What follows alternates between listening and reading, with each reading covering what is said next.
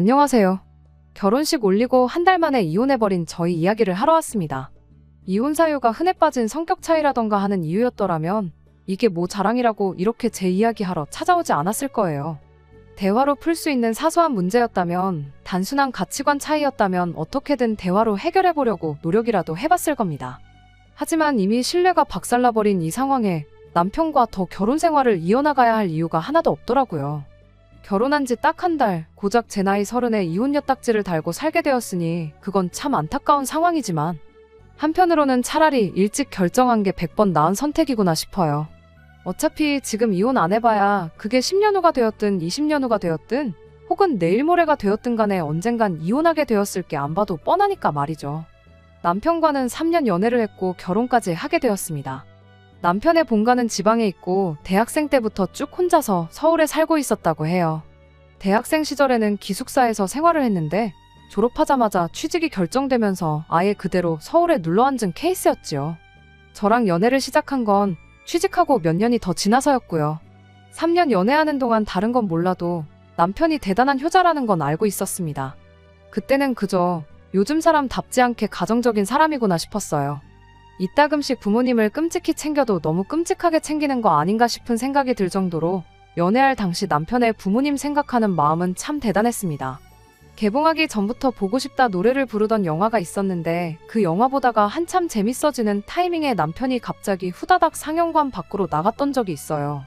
저한테 말 한마디 없이 말이죠. 그러고 한참 30분 정도나 지나서야 상영관에 돌아왔고요. 저는 뭐 급하게 배탈이라도 났었나 싶었고 어차피 한참 영화관 안에서 영화 보는 와중이었다 보니 왜 나갔다 왔는지 딱히 묻지는 않았습니다. 영화가 다 끝나고 나서야 어딜 그렇게 급하게 나갔다 온 거냐고 물었는데 남편은 어머니한테 전화가 걸려와서 그랬다며 멋쩍게 웃었었어요. 집에 무슨 급한 일이라도 생긴 거냐, 안 좋은 일이라도 있는 거냐 걱정했는데 그냥 안부차 전화하셨던 거라고 하더라고요. 보고 싶어 하던 영화까지 포기할 정도냐고 그냥 영화 끝나고 다시 전화드리면 되는 거 아니었냐고 물어봤더니 자식이 부모를 기다리게 하는 건 불효라고 하면서 부모님 전화면 일단 받는 게 먼저라고 언제든지 안 받고 하고 싶을 때 하면 되는 거라고 생각하지 말라며 저를 타일렀어요. 더군다나 자기가 대학생 때부터 계속 부모님하고 떨어져서 살고 있는 거 모르냐며 거리가 멀어진 만큼 연락을 자주 하는 게 부모님한테 효도하는 방법이라고 설명을 하더라고요. 결국엔 그 영화를 2번이나 봐야 했네요. 남편이 꼭 보고 싶던 영화였다고 하니 안 볼 수도 없었고 대신 2번째 볼 때는 전화기는 끄고 들어가라고 했는데 남편이 그건 안 된다고 했습니다. 괜히 그 사이에 나한테 전화를 했는데 전화 안 받고 그러면 엄청 걱정하실 거 아니겠냐며 부모 걱정시키는 것도 불효라고 또 저를 가르치려고 들길래 제가 중간에서 말 끊어버리고 대신 그럼 영화 보러 가기 전에 영화 본다고 먼저 전화드리라고 했어요. 영화 끝날 때까지는 전화하지 마시라고 전화라고요. 그 덕에 저는 똑같은 영화를 2번이나 봤지만 2번째는 방해받지 않고 끝까지 볼 수 있었네요. 아무튼 전화만 가지고도 충분히 남편이 효자라는 사실을 살펴볼 수 있었는데 이게 다가 아니었어요. 한 달에 한 번은 차로 왕복 6시간 거리를 달려서 부모님 댁에 다녀오고 있다는 사실도 알게 되었거든요. 아직도 기억나요. 매달 셋째 주 토요일에는 약속 잡지 말라고 저한테 경고하듯 이야기했었으니까요. 참 대단하다 싶었어요. 저한테는 3살 차이 나는 남동생이 하나 있는데 제 동생은 혼자 살아보고 싶다고 독립하고 나가서는 집에 코빼기도 비추질 않고 있거든요. 심지어 동생은 뭐하고 지내는지 전화도 한 번 안 오고 얼굴 보려면 저희가 동생 자취방까지 찾아가야 할 정도예요. 오며 가며 30분도 안 되는 거리에 살고 있는 내 동생하고 비교하면 참 지극정성이구나 싶었죠. 말씀드렸다시피 연애하는 동안에는 그런 남편의 효심이 큰 문제가 되지는 않았습니다. 그걸 제외하면 성실하고 착하고 아는 것도 많고 경우가 바른 남편이었거든요. 결혼 이야기 나오기 전에 저희 집에 몇 번 인사시켰던 적도 있었는데 자기 부모님한테 잘하는 만큼 저희 부모님한테도 참 잘했었고요. 그런데 막상 연애하는 기간이 길어지면서 결혼 이야기 비슷한 것들이 오가게 되니 그때부터 남편이 효자라는 그 사실이 마음에 걸리기 시작했습니다. 주변 지인들이 저를 걱정하는 척 이야기를 해주면서 겁을 준 게 있었거든요. 남자친구가 저렇게 효자인데 결혼하면 얼마나 효자일지 눈에 뻔히 보인다고요. 그러면서 아마 제가 높은 확률로 시어머니를 모시고 살게 될 것이고 시어머니와 저 사이에 갈등이라도 생기면 남편은 당연히 시어머니 편을 들지 않겠냐고 하는 소리였어요. 저를 놀리려고 그렇게 말이야 했겠지만 사실 어느 정도 일리가 있는 말이라는 생각이 들었어요. 저희 아버지는 장남도 아니었는데 효심이 지극해서 할머니 모시고 산다고 저희 어머니를 고생시켰거든요. 할머니가 살림간섭하면서 집안 형편이 엄청 어려운 적도 있었어요. 작은아버지 사업자금도 저희 부모님 돈으로 내주시려고 했고 고모네 이사 갈 때는 몇백만 원짜리 냉장고를 사주라고 했던 적도 있었죠. 그렇게 제가 자라오면서 어머니가 할머니한테 시집살이 당하며 고생하는 걸 제 눈으로 직접 보고 자라서 그랬나? 시어머니를 모시고 산다는 생각만 하면 자다가도 눈이 번쩍 떠지고 그랬습니다. 원래 제 성격상 한번 신경 쓰이는 일이 생기면 그때부터 잠도 푹 못 자고 하는 등 스트레스를 좀 심하게 받는 편이거든요. 그것 때문에 며칠 밤낮을 고생하다가 결국 단도직입적으로 물어보기로 결심했습니다. 어차피 직접 물어보고 남편 입에서 대답을 듣기 전까지는 해결될 문제도 아니었고 하니 말이에요. 그렇게 결심하자마자 바로 다음날에 남편을 불러서 허심탄회하게 물어봤어요. 솔직히 당신이 효자인 게 너무 걱정이 된다. 우리가 앞으로 결혼하게 되면 시부모님을 모시고 살지도 모른다는 생각하니 너무 심경이 복잡하다고요. 솔직하게 말해주고 만약에 시부모님을 모시고 살 계획이 있다면 결혼 이야기 더 진행되기 전에 여기까지만 하고 헤어지는 게 좋겠다고 정말 솔직하게 다 물어봤습니다. 남편은 제 질문을 듣더니 그런 걱정은 할 필요도 없다고 대답했어요. 그 정도로 스트레스 받고 있는지 몰랐다며 차근차근 하나씩 설명을 해주더라고요. 일단 시부모님을 모시고 살 일은 없을 거라고 딱 잘라서 대답을 해줬습니다. 이유는 별거 아니었어요. 시부모님이 서울에 올라올 일이 없을 거라 확신하고 있었거든요. 시부모님이 그쪽 지역에서 2대째 내려오는 식당을 운영하고 계신다고 알려주더라고요. 남편이로 나이차가 조금 있는 누나가 있는데 누나가 3대째로 가게를 이어받을 계획이라고 말을 했어요. 누나가 혼자서 가게를 꾸려나갈 때까지는 가게 때문에라도 그쪽 지역에 쭉 계셔야 할 테고 재산이라고 집 한 채 가지고 계신 거랑 가게뿐인데 누나가 가게를 이어받게 되었으니 생각해보랍니다. 모셔도 누나인 신우가 모시지 자기가 모실 일은 전혀 없으니 걱정 말라고요. 게다가 평생을 그 지역에서 살아오셔서 친구들이며 경제 기반이며 다 그쪽 동네에 있는데 자기가 뭐 서울에서 갑부 재벌이 돼서 떵떵거리며 살고 있는 것도 아니고 기껏해야 월급쟁이 신세를 면치 못하고 있는데 시부모님이 여기로 이주할 이유가 전혀 없지 않냐고 하더라고요. 제가 궁금해할 법한 것들을 물어보기도 전에 싹 다 정리해주니 더 물어볼 것도 없고 참 안심이 되었습니다. 남편은 거기에다가 또 한 가지 말을 더해서 해줬어요. 지금 매달 시댁에 가고 있는 것도 물론 부모님 안심시켜드리기 위해서 가고 있는 건 틀림없는 사실이라고. 하지만 그 외에도 자기가 매달 찾아뵙는 이유가 따로 있어서 가고 있는 거라고요. 자기가 지금 혼자서 자취를 하고 있다 보니 매달 그렇게 시댁에서 반찬이며 생필품이며 이것저것 얻어오는 게 많다고 겸사겸사 자기한테 도움되는 게 있어서 다녀오는 거라 했어요.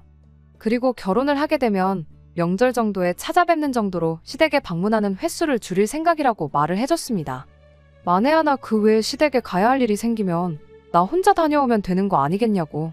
그러니 자기가 매달 시댁에 방문하는 것도 다른 이유가 있는 게 아니니까 걱정일랑 할 필요 없다고 제가 걱정했던 부분을 전부 다 해소시켜줬습니다.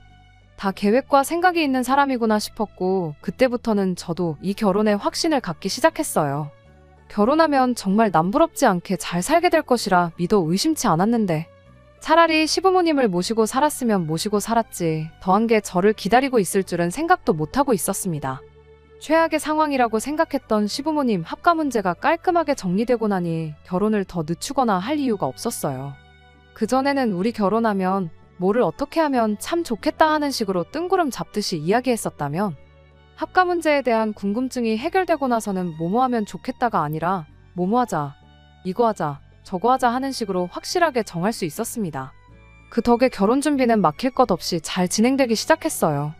남편이야 저희 집에 결혼 이야기 나오기 전부터 몇 번 왕래를 했던 적이 있었다 보니 결혼 허락 받는 자리는 간단하게 끝냈습니다. 그리고 제가 시댁에 인사를 드리러 가게 되었지요. 그때까지는 무언가 이상하다 하는 위화감을 느끼긴 했지만 그 안 좋은 예감이 진짜가 되리라고는 상상도 하지 못했습니다. 둘 다 직장인이고 시댁이 거리가 있다 보니 토요일 새벽부터 만나 출발했어요. 중간에 출출해서 휴게소 들러서 우동 한 그릇 먹고 다시 출발했습니다. 그래도 새벽 일찍 출발한 덕분에 차는 하나도 막히지 않았고 예상했던 시간보다 더 일찍 도착하게 되었어요. 시댁 주차장에 들어서면서 남편이 시어머니한테 전화를 했습니다. 그런데 시어머니는 저희 보고 오는데 고생 많았다는 말은 하지 않고 왜 이렇게 일찍 왔냐며 11시까지 오기로 해놓고 9시에 오는 게 대체 무슨 경우냐면서 화를 내셨죠. 남편이 뭐가 그렇게 문제냐고 올라가서 기다려도 되냐고 물어봤는데 시어머니가 집에 들어올 생각은 하지 말고 약속 장소에 가서 기다리던가 하라더니 전화를 끊어버렸어요. 암만 제가 이 집에 며느리로 들어오는 거라지만 아직 정식 며느리도 아니고 손님으로 인사드리러 온 건데 집에는 발도 못 붙이게 하는 게 무언가 싶었습니다. 남편도 어머니가 왜 저러시는지 모르겠다며 당혹스러운 표정을 감추지 못했고요. 더군다나 제가 처음 인사 오는데 빈손으로 가긴 뭐해서 홍삼이다 석류다 이런 건강보조식품과 한우고기 선물 세트를 챙겨갔던 상황이었어요. 홍삼하고 석류는 몰라도 그때가 날도 한참 더웠을 때라 아무리 냉동 포장이 되어 있다고 해도 고기를 뜨거운 차 안에 내버려두는 건 아니라는 생각이 들었습니다. 그래서 남편이 드릴 것도 있고 그런데 잠깐 들어가는 것도 안 되느냐고 물어본다고 전화를 했었죠. 시어머니는 안 된다면 안 되는 줄 알지 왜 자꾸 물어보냐며 다시 성질을 내셨고 한우 세트 사온 걸 냉장고에 넣어두고 싶어서 그런다는 남편의 설명에 주차장까지 직접 내려와 제가 가져온 선물들을 받아서 들고 돌아가셨습니다. 저희는 주차장에 그대로 내버려둔 채 말이에요. 남편이 그때 계속 미안하다며 사과를 해왔으니 아마 남편도 그때는 몰랐던 거라 생각해요. 이미 이혼을 결심한 지금 그때 남편이 어땠는지는 별로 중요한 게 아니지만 말입니다. 아무튼 그렇게 시댁 주차장에서 기다리고 있다가 시부모님이 차 타러 나오는 거 보고 약속 장소로 출발했습니다.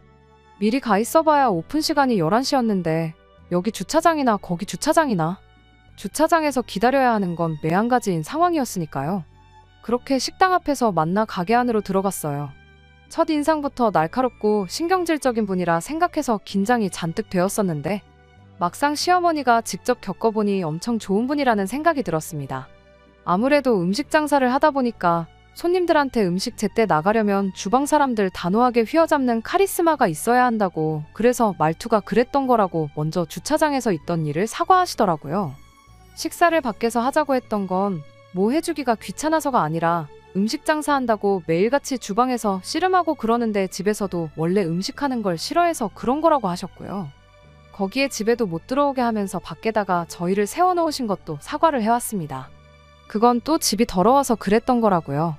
요즘 일하는 사람 구하기가 힘들다 보니 밤낮 가리지 않고 출근할 때가 많은데 자연스럽게 가게 일이 바쁘게 되면서 집안일에 소홀해질 수밖에 없다며. 집이 돼지우리간도 아니고 사람 사는 곳이라 부르기 참 나쁘끄러운 상황이라 못 들어오게 했다는 겁니다. 그런 설명들을 들으니 처음에 왜 그러셨는지 다 이해가 갔고 제가 마음에 안 들어서 그런 게 아니구나 싶어서 안심했어요. 그리고 저한테 사과할 건 먼저 딱딱 사과부터 하고 조리 있게 설명을 해주시니 제가 말로만 듣던 그런 권위적인 시어머니하고는 거리도 멀어 보여서 참 좋았습니다. 그런데 사실 그런 꿍꿍이 속이 있었고 다 제 눈을 가리기 위해서 개수작을 부렸다는 걸 결혼 후에 알게 되었네요. 아무튼 식사가 어느 정도 끝나가면서 결혼에 관한 이야기를 주고받게 되었는데 시부모님께서 먼저 뜻밖의 제안을 해오셨습니다. 원래 결혼은 남편 돈 제 돈 합쳐서 양쪽 집안 도움 없이 저희들 힘으로만 결혼을 하기로 했어요. 제가 모아놓은 돈이 조금 부족했지만 금액이 큰 차이가 나지 않아서 네가 더 해왔네 내가 더 해왔네 따지지도 않기로 했었고요. 그런데 시부모님이 먼저 저희한테 집을 해주겠다는 말을 꺼내왔습니다. 남편도 전혀 예상 못했다는 반응이었어요. 시어머니한테 서울 집값이 얼마인 줄은 알고 그런 말을 꺼내시냐고 했죠. 저희 다 결혼해서 앞으로 어떻게 할지 인생 계획도 짜놓은 상태라고 집 같은 거 안 해주셔도 그만이라고 시부모님을 말렸어요. 저도 선뜻 집을 해준다는 제안이 좋게 들리진 않았습니다. 집 해주시면 당연히 좋죠. 좋은데 문제는 제가 남편보다 안 그래도 돈을 모자라게 해오는 상황에 시댁에서 집까지 해주면 나중에 그걸 빌미로 이야기가 나오지 않겠나 그런 생각이었어요. 거기에 남편도 받고 싶지 않아 했는데 제가 나서서 주신다는데 받아라 할 그런 것도 아니었죠. 그런데도 시어머니는 기어이 집을 해줄 테니 그렇게 알라고 하고는 더 할 이야기 없다고 말을 딱 자르셨습니다. 집에 돌아오는 길에 남편이 먼저 부모님이 집을 해줘도 받지 말자는 식으로 이야기했었어요. 아무래도 남편이 효자다 보니 부모님한테 부담 주는 것 같아 그게 싫었던 것 같아 보였죠. 말씀드렸던 것처럼 저도 집을 받는 게 무조건 수는 아니다 생각했기에 그러겠다 했는데 바로 다음 날에 남편이 돌변해서 그 집을 받자고 이야기를 꺼내왔습니다. 갑자기 왜 생각을 바꾼 거냐 물어봤는데 평소 같으면 조리 있게 이것저것 잘 설명해줬을 남편이 아무 대답도 못하고 그냥 해준다니까 받자고 대답을 해왔네요. 그리고 그 이후에 상견례 자리를 갖게 되었습니다. 시댁에서 집을 해주기로 했던 상황이었다 보니 친정부모님께서도 땡전 한 푼 보태지 않을 수가 없다며 똑같이 반반 보태주겠다고 나오셨어요. 서울에 집 두 채 구할 돈이면 강남까지는 아니더라도 좀 투자가치 있는 지역에 좋은 집 하나 해줄 수 있지 않겠냐는 취지였는데 시부모님이 그건 또 거절하더군요. 시부모님 말은 가게는 딸한테 물려주는데 아들한테 아무것도 안 해줄 수 없지 않냐며 당신이 꼭 해주고 싶어서 하는 거라고요. 그런데 저희 집에서 돈을 도와주면 그건 당신들이 해준 거 아니겠냐 하더라고요. 꼭 해주시고 싶으시면 다음에 애들이 이사 갈 때 그때 돈을 보태주시던가 하라고 일단은 당신이 사준 집에 신혼살림을 차리게 하고 싶다 하셨죠. 이미 집도 구해놨으니 신경 쓰지 마시라고 하셨어요. 혼수 채우겠다고 집 좀 보여달라고 했는데 남편이 계속해서 그 집을 저한테서 숨겼습니다. 신혼여행 다녀오고 깜짝 선물로 우리들의 보금자리를 보여주고 싶다고 하길래 그럼 신혼살림은 어떻게 하냐고 따졌더니 이미 시부모님이 살림살이도 다 장만해 주셨다고 안 해도 된다고 하는 거예요. 집도 모자라서 살림살이까지 다 장만해 주셨다고 할 때부터 의심을 했어야 하는데 평소 남편이 믿음직스러웠던 것도 있고 시어머니 또한 그 어떤 질문에도 조리 있게 잘 대답을 해주던 분이셨다 보니 그렇게 저는 아무런 의심도 하지 않고 결혼날만 기다리고 살고 있었어요. 양가어른들과 하객들의 축복 속에 결혼식을 올리게 되었고 신혼여행에 가서도 남편과 즐거운 시간을 보냈습니다. 앞으로 어떤 일이 벌어질지는 생각도 못한 채 말이죠. 신혼여행 다녀와서 드디어 신혼집을 처음 보겠구나 잔뜩 기대에 차 있었어요. 서울 외곽에 위치한 오래된 복도식 주공아파트였어요. 사실 그 당시에는 그런 거 하나도 신경 쓰이지 않았죠. 이제부터 시작될 결혼 생활에 부푼 기대와 함께 현관문을 열었는데 현관문 열자마자 제 기대는 와장창 산산조각이 나버리고 말았습니다. 이미 저희보다 먼저 살고 있는 사람이 있었거든요. 남편의 약속은 지켜졌어요. 그 집에 시부모님이 살고 계셨던 건 아니니까요. 시할머님이 이미 방 한 칸 차지해서 살고 있었거든요. 심지어 시할머님은 치매까지 있는 데다가 혼자서는 거동도 못할 정도로 몸이 많이 약해져 계신 상태였어요. 그제서야 시부모님이 집을 해주겠다던 거, 집을 안 받겠다던 남편이 집을 받자고 하루 만에 말을 바꾼 것부터 인사드리러 갔던 날 시댁에는 발길도 못 붙이게 했었던 게 전부 이유가 뭔지 알겠더군요. 제가 혹시나 의심을 할지도 모르니 치매 있는 할머니를 처음부터 저한테 숨기고 싶어서 그랬던 거라는 걸요. 남편은 그제서야 제 눈치를 보며 자기가 다 설명해 주겠다더라고요. 일단 시어머니가 지불해주는 조건으로 시할머니를 저희한테 떠맡긴 건 사실이라고 이실직고 하더라고요. 남편은 그래도 걱정하지 말라고 한 일주일 정도 있다가 못하겠다 말하고 할머님을 다시 시댁으로 돌려보낼 생각이라고 그게 자기 작전이라고 하는 거예요. 이미 결혼식도 올렸고 집도 다 해줬는데 우리가 배째라 나가면 시부모님도 어쩔 수 있겠냐고 하더라고요. 그 말이 하나도 믿기지는 않았죠. 평소에 남편이 얼마나 효자인지 누구보다 더 잘 알고 있었으니까요. 하지만 믿는 거 말고는 아무 방법이 없겠더라고요. 그래서 한 달 내로 이 상황을 정리하라고 말했어요. 남편은 걱정 말라고 자기가 알아서 해결하겠다고 자신있게 이야기했는데 한 달이 지나도 감감무소식이더라고요. 오히려 은근슬쩍 그래도 살아보니까 살만하지 않냐고 의도가 뻔해 보이는 질문을 해왔습니다. 딱히 힘들 건 없었던 게 출근한 동안에는 간병해주시는 분이 와서 할머님을 케어해주셨고 퇴근하고 와서는 저는 손가락 하나 까딱도 안 하고 전부 남편이 하고 있기는 했었으니까요. 하지만 제가 편한 거랑 신뢰를 박살내버린 건 별개의 이야기이죠. 약속한 한 달이 지났을 때 남편한테 어떻게 된 거냐고 따져 물었고 남편은 그제서야 눈물까지 보이며 감정에 호소하기 시작했어요. 그냥 우리가 할머님 모시고 살면 안 되겠냐네요. 가게 일도 바쁘고 요즘 안 그래도 불경기 여파로 시부모님 가게가 휘청거린다고 하더라고요. 가게 일 때문에 스트레스 받는데 할머니 때문에 고생하는 엄마 생각하면 자식으로서 가만히 있을 수 없다고요. 그리고 할머니께서 지금 시댁 식구들이 밥 벌어먹고 사는 식당의 기틀을 잘 잡아주셨기 때문에 자기들이 지금 이렇게 모자람 없이 넉넉하게 잘 살고 있는 거라고. 그 은혜도 갚아야 한다고 말이죠. 할머님 나이가 당장 돌아가셔도 아무렇지도 않을 나이지 않느냐. 살아봐야 얼마나 더 살아계시겠냐고.